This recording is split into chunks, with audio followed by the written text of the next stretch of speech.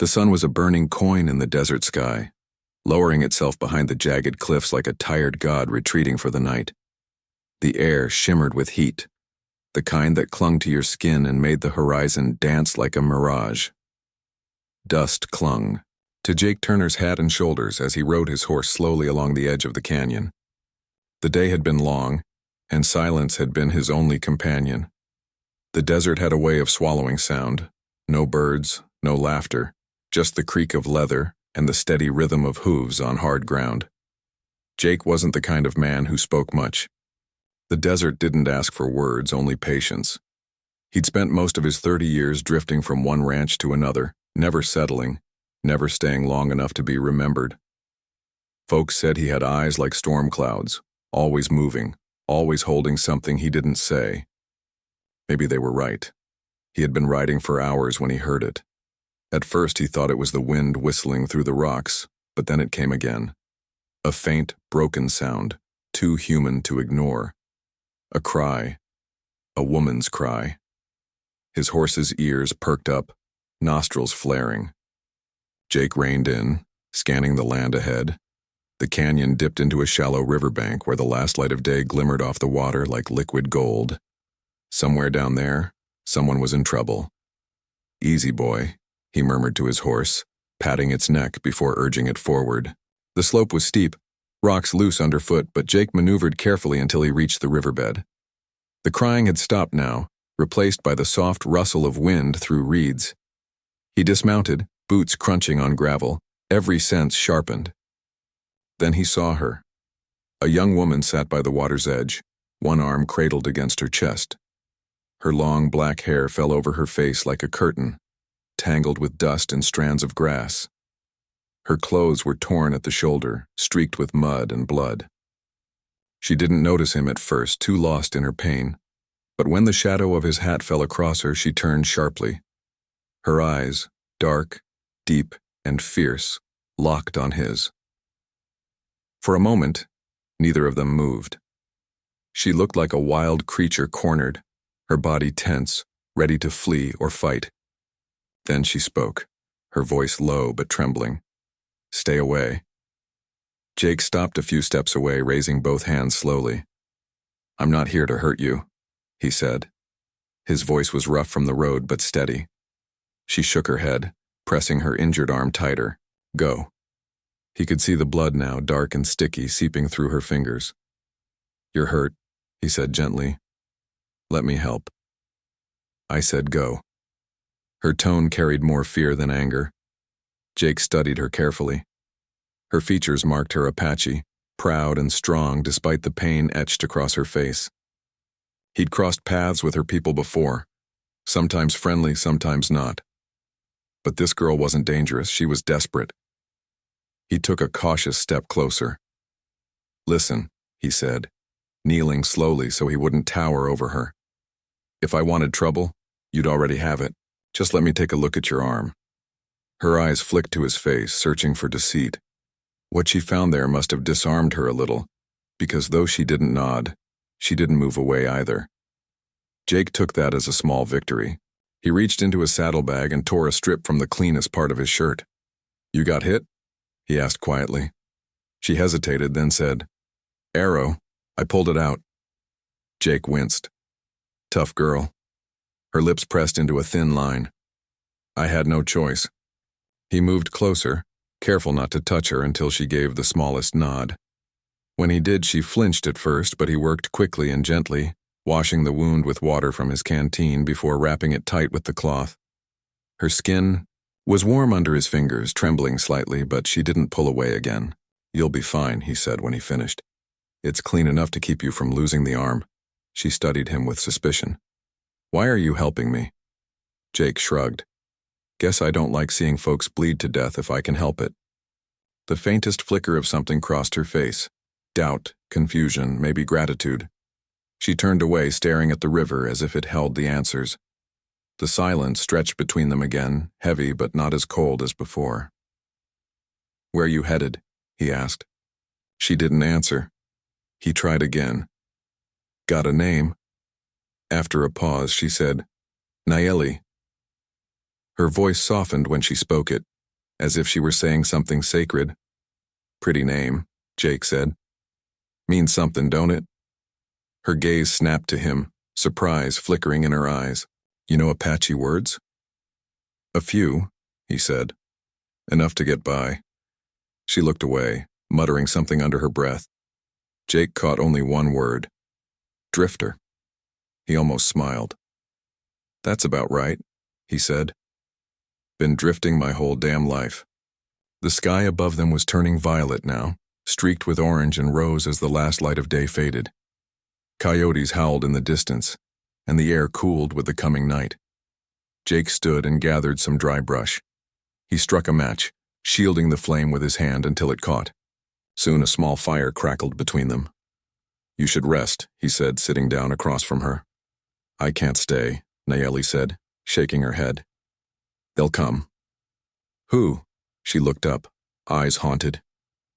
"Men from another tribe. They attacked us at dawn. My father sent me to run. I didn't run fast enough." Jake's jaw tightened. He'd seen enough death on the frontier to know what came after a raid. Villages burned, families scattered, and vengeance feeding vengeance. "They following you?" She nodded. "Then you're lucky I found you first." She gave a short, bitter laugh. "Lucky?" He leaned forward, meeting her gaze. "You'd be dead if I hadn't come along." That silenced her. The firelight danced across her face, casting shadows that made her look both fragile and fierce. After a long while, she said quietly, "You should leave before they find us. They'll kill you too." Jake chuckled softly. Wouldn't be the first time someone tried. That earned him the faintest smile, small and fleeting, but it softened her eyes. For a moment, the weight between them lifted. The desert night hummed with quiet sounds, the rustle of wind through the reeds, the soft bubbling of the river, the crackle of the fire. Nayeli watched him from across the flames, her curiosity fighting with caution. He wasn't like the white men she'd heard about, the ones who came with rifles and greed. His hands were rough, yes, and his face carried the lines of a hard life. But there was something kind behind his steady gaze, something honest. "Why are you out here?" she asked finally. Jake poked at the fire with a stick. "Looking for work, or maybe something worth staying for." She tilted her head. "You don't belong to anyone?" He shook his head. "No one's ever wanted to keep me." She studied him for a long time, then said softly, "That makes two of us." The words hung in the air, quiet but powerful. Jake looked up, and for a heartbeat the world seemed to shrink until it was just the two of them. Two lost souls, drawn together by chance and need. As the firelight flickered across her face, he noticed the way her eyes reflected the flames, the way her lips trembled as if she wanted to say more but didn't know how. He'd met plenty of women in his time, some bold, some broken, but none like her. There was a strength in her silence, a dignity that made him careful with his words. He reached into his saddlebag again and pulled out a piece of jerky, tossing it to her. "Eat. You'll need your strength." She caught it, hesitated, then bit into it delicately. Her stomach growled softly, betraying her hunger. Jake smiled faintly, pretending not to notice. For a long time they sat without speaking. The stars began to bloom across the sky, bright and endless, and the moon rose over the canyon, washing the land in silver light. The fire cast their shadows long and thin against the rocks. Jake leaned back, resting on his elbows. "You got folks left?" Nayeli shook her head. "Not anymore. My mother died last winter. My father was chief, if he's still alive." "I'm sorry," Jake said quietly. She looked at him, surprised by the sincerity in his tone. "You've lost people too?" He nodded slowly. "A few.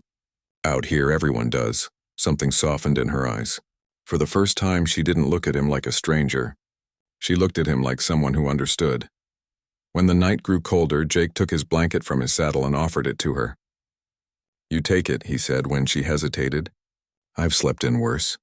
She accepted it silently, wrapping it around her shoulders. The scent of leather and smoke clung to it, and she felt oddly comforted. She watched him as he leaned against a rock, hat tilted over his face, pretending to sleep. But she knew he wasn't. He was listening, alert, protective. For a long time, Nayeli just sat there, listening to the steady rhythm of his breathing, the crackle of the fire, and the whisper of the river. The ache in her arm throbbed, but her heart felt a strange warmth she hadn't known in months. When she finally spoke, her voice was barely above a whisper. "Why did you stop for me?" Jake didn't open his eyes. "Guess I couldn't ride past someone crying by the river." She was quiet for a moment, then said, "Most men would have." He smiled faintly under the brim of his hat. "Then I guess I ain't most men." The answer lingered in her mind as she closed her eyes, her body finally giving in to exhaustion. The last thing she felt before sleep took her was the heat of the fire and the strange, steady comfort of knowing someone was watching over her. And for the first time since her village had burned, Nayeli dreamed, not of fear or loss but of safety. Of a man with storm-gray eyes and a voice that made the desert feel a little less empty. When Jake looked over and saw her sleeping, her face softened and peaceful in the firelight, he exhaled quietly. Something stirred in his chest, something he hadn't felt in a long time, maybe years. He wasn't sure what it was, but it scared him just a little. He looked up at the sky, the stars endless and cold, and whispered to the night, "What the hell are you doing, Jake Turner?" But the desert didn't answer. It never did.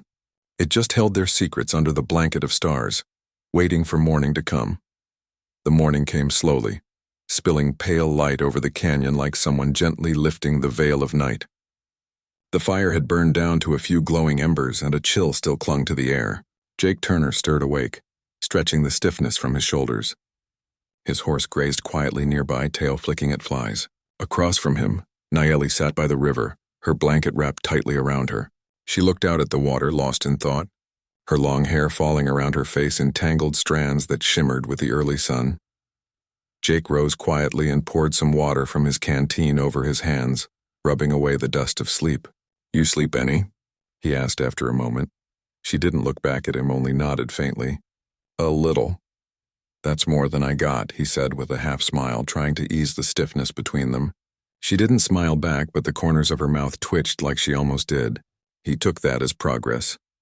He gathered a few dry sticks and coaxed the embers into a small flame. The scent of smoke drifted through the air as he pulled a small tin from his saddlebag and poured in some coffee grounds.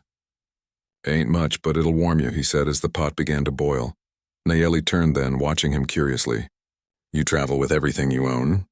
Jake chuckled. "Pretty much. Horse, saddle, rifle, coffee. That's all a man really needs out here." She tilted her head slightly. "No family?" He shook his head. "Not anymore." The way he said it, quiet, final, made her hesitate to ask more. Instead, she looked back toward the horizon, where the desert stretched endless and harsh, glowing gold under the rising sun. "You shouldn't have stopped for me," she said softly after a moment. Jake looked up from the fire. "Why's that?"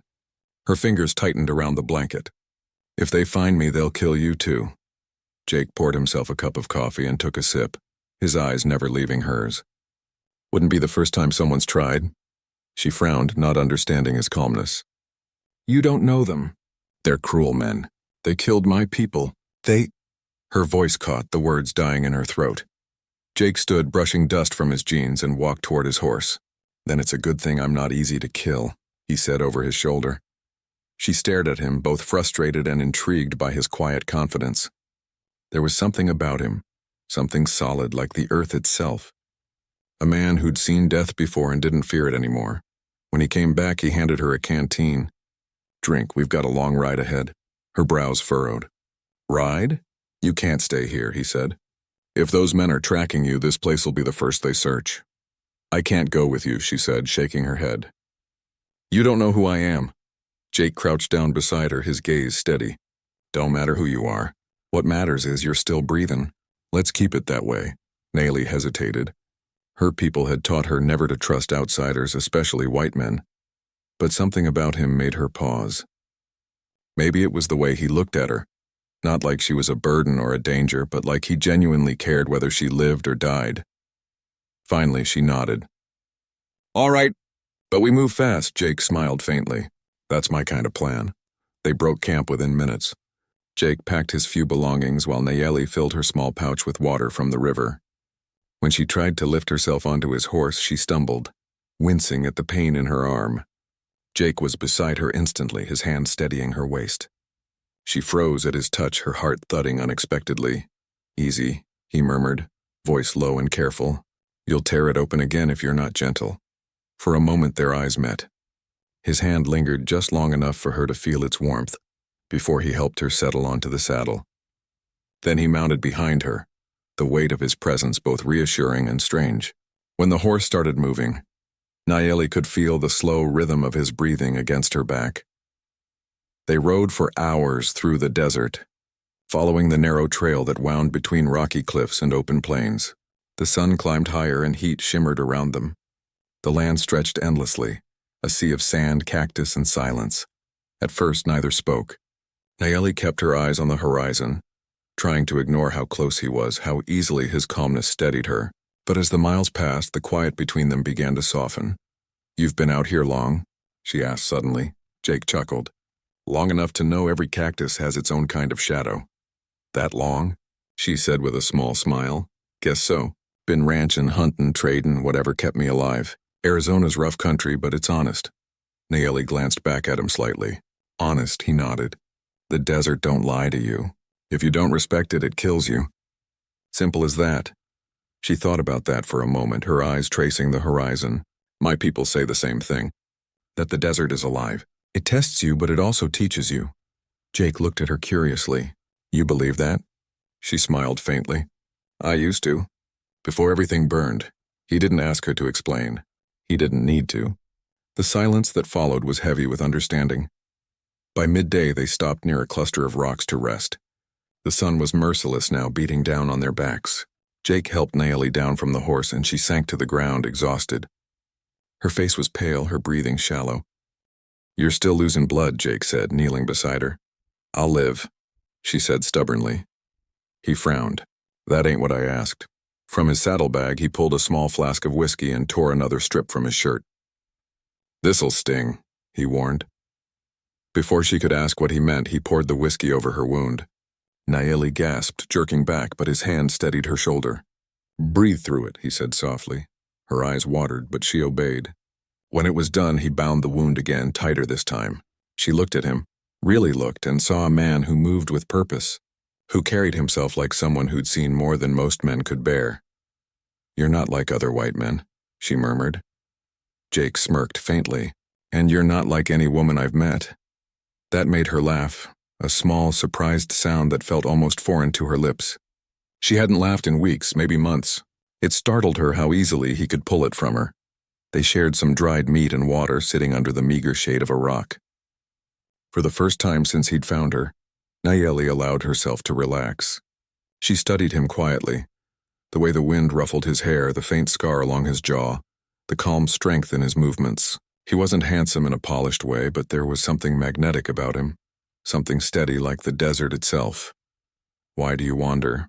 she asked softly. Jake looked down at the sand, tracing idle circles with his boot. "Guess I'm looking for something I ain't found yet." "What's that?" He shrugged.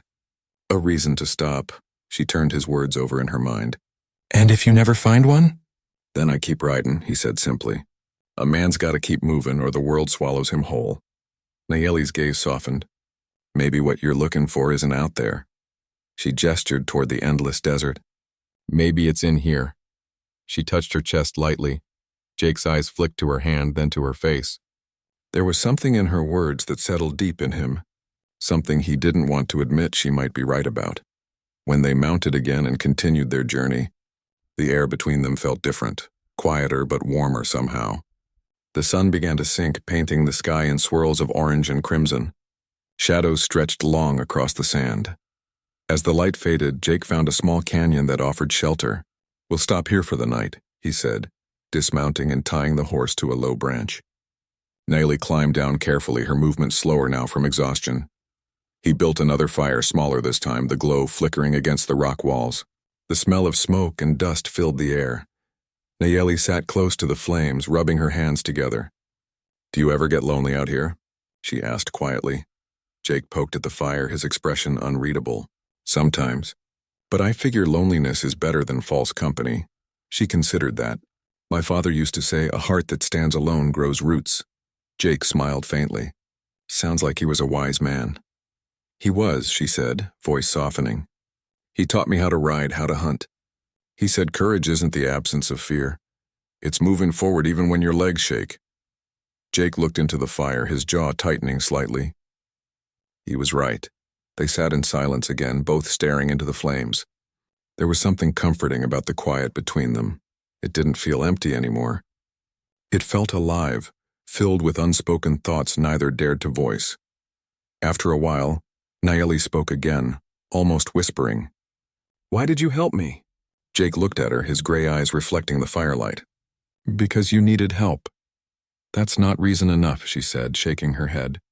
Most men would have left me there. He smiled faintly. Then I guess I ain't most men. Her lips curved just slightly. No, you're not. The desert wind shifted, carrying the scent of sagebrush. Above them, the stars spilled across the sky like silver dust. Nayeli leaned back against the rock, watching them. When I was a child, she said, my mother told me the stars were our ancestors, that they watch over us even when we think we're alone. Jake followed her gaze upward. Then you've got a lot of eyes looking out for you tonight. She smiled softly. Maybe they're watching you too. Jake chuckled, shaking his head. If they are, they're probably wondering why a fool cowboy's out here babysitting a stranger. You don't believe in fate? She asked. He was quiet for a long moment before answering. I believe a man ends up where he's meant to. The road just don't always make sense till you're looking back at it. The fire crackled between them, throwing soft shadows over their faces. Nayeli's eyelids grew heavy, and she pulled the blanket around her again. Thank you, she said drowsily. For what? For not leaving me. Jake's expression softened. Ain't no thing to thank me for. But when she drifted off to sleep, her head resting against the rock, Jake found himself watching her longer than he should have. The way the firelight touched her face, the steady rise and fall of her breath, it stirred something deep in him, something quiet and unfamiliar. The desert had always been a lonely place, but tonight it didn't feel so empty. Jake leaned back, his hat pulled low, his rifle resting across his knees. He kept his eyes on the dark horizon, scanning for movement, but his thoughts kept drifting back to the girl sleeping beside the fire. He didn't know what the next day would bring, but he knew one thing for certain. Somewhere between the canyon and the sunrise, he'd stopped thinking of her as a stranger. The day began with a sharp wind sweeping across the plains, carrying sand that bit at their faces. Jake Turner woke first, his instincts honed by years on the frontier. The fire from the night before had died to gray ash, and the sky above was streaked with thin clouds, the kind that meant weather was shifting. He listened, the kind of listening that went deeper than ears. The desert had its own silence, and today it felt uneasy. He turned to look at Nayeli.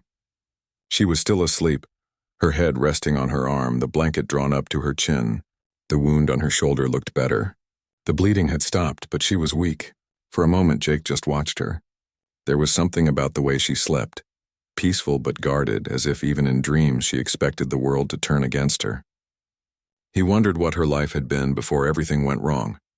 The horse snorted suddenly, ears flicking toward the east. Jake's head snapped up. He rose slowly, moving toward the ridge, crouching low. In the distance, faint specks of movement broke the horizon. Riders. 5, maybe 6. The way they rode, spread out, slow, scanning, told him all he needed to know. They were hunting.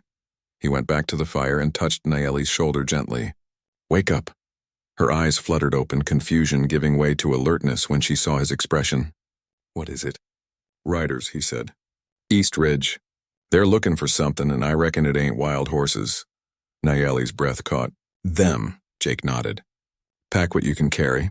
We ride now. Within minutes, the camp was gone.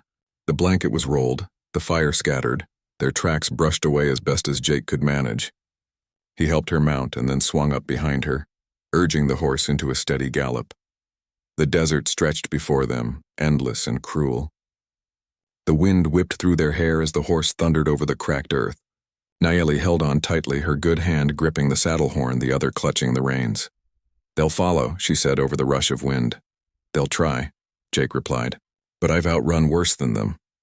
They rode hard for nearly an hour, weaving between rocky outcroppings and dry riverbeds. Jake knew the land well enough to use it to their advantage, but when he looked back over his shoulder, He caught sight of dust clouds rising in the distance. The riders had found their trail. Damn, he muttered. Nayeli turned her head. They won't stop. I know, Jake said. His eyes narrowed, mind working fast. We'll make for the canyon ahead. It's narrow enough they'll have to come in single file. That'll even the odds. She looked at him, fear flickering in her dark eyes. You can't fight them all, he smiled grimly. Ain't the first time someone's told me that either. The canyon came into view, a split in the red rock that wound like a scar through the earth. They entered just as the sound of hooves grew louder behind them. The echo of pursuit filled the air, bouncing off the walls. Jake dismounted quickly, pulling Nayeli down with him. Get behind those rocks, he said firmly. Stay low. No matter what happens, don't run unless I tell you. Nayeli wanted to argue, but the look in his eyes stopped her. She ducked behind the rocks, clutching her knife. Jake checked his rifle, loaded the chamber, and took a position on higher ground. The desert air was still, the kind of stillness that came before a storm, or before blood was spilled. The first rider appeared at the canyon's mouth. Jake waited until the man's horse stepped fully into view before he fired. The shot rang out, echoing down the walls, and the man tumbled from his saddle. Chaos followed. The others shouted in their native tongue, scattering, some taking cover, some pressing forward. Jake reloaded fast, firing again. Another rider went down. Bullets ricocheted off stone as the rest returned fire, but Jake's position was well covered. Nayeli pressed herself against the rock, heart pounding so hard it hurt. She wanted to help, to fight beside him, but the sight of blood, the sound of gunfire, it all came rushing back. Her village. Her father's voice. The screams. She closed her eyes, trying to steady herself. Jake's voice cut through the chaos. Stay down! Then there was a shout from above. One of the warriors had climbed the canyon wall, flanking him. Jake turned just in time, firing his pistol, but not fast enough. The man's bullet grazed his shoulder, spinning him sideways. He grunted in pain, but his aim held true. The attacker fell from the rocks, crashing to the ground below. Nayeli saw him stagger, blood spreading through his shirt. Something inside her broke loose. She leapt from behind the rocks, ignoring his warning shout. Grabbing a fallen rifle, she knelt beside him. Damn it, girl! He started. Be quiet and shoot! She snapped, loading the weapon with trembling hands. Jake almost smiled despite the pain. Together they fought, the cowboy and the Apache girl side by side. Each shot echoed through the canyon, blending with the war cries of the men who wanted them dead. When the last of the riders fell silent, the world seemed to stop. The only sound was the ragged breathing of the horse and the ringing in Jake's ears. Smoke drifted from the barrels of their rifles. The air stank of gunpowder and dust.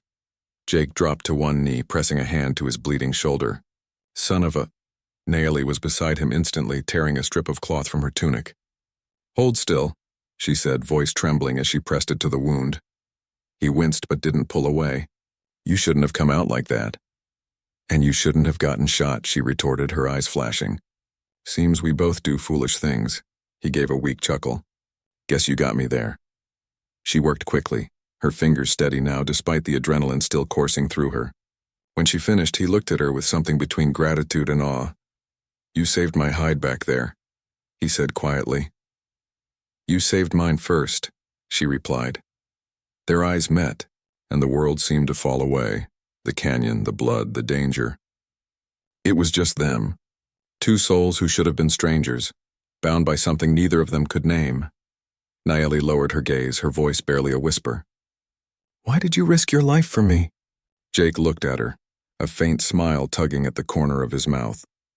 Guess I didn't want to lose the only girl who looks at me like I ain't just some drifter. Her breath caught, and before she could stop it, tears welled in her eyes. No one ever cared before, she whispered. No one ever kissed me. The words hung in the air, soft and fragile, trembling between them like the last note of a song. She looked away, embarrassed, as if she'd said too much. Jake's chest tightened. He'd been around long enough to hear plenty of things whispered in desperation. Fear, anger, prayers. But never something that pure. Never something that broke him open like that. He reached out, his fingers brushing lightly against her chin. Hey, he said gently. Look at me. She did, hesitantly. His voice was quiet, rough like gravel, but full of warmth. You deserve better than the life they tried to take from you. Her eyes glistened. And you? What do you deserve, cowboy? He smiled faintly. Haven't figured that part out yet. She laughed softly, the sound shaky but real. You're not what I expected. Most folks say that right before I disappoint them, he said with a wink. You won't, she replied without hesitation. And for some reason, he believed her. The sun had begun to dip, staining the canyon walls in shades of amber and crimson.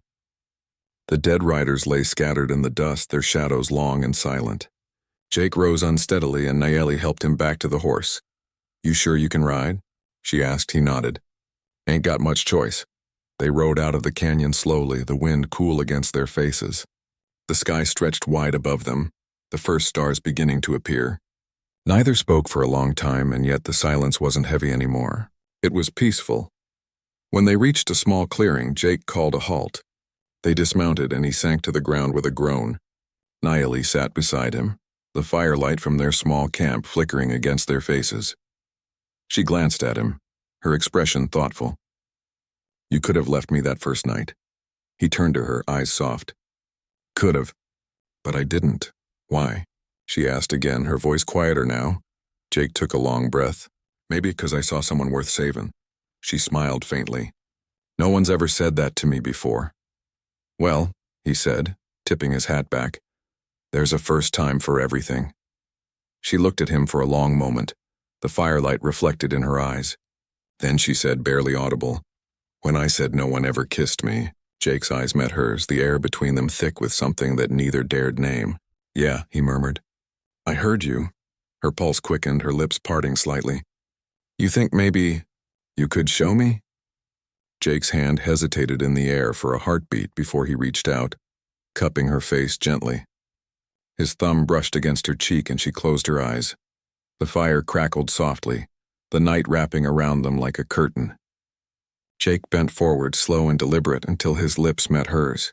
It wasn't the kind of kiss born from passion or hunger, it was softer, deeper. The kind that spoke of promises unspoken, of two broken hearts learning how to beat again. When they pulled apart, Nayeli's eyes shimmered with unshed tears.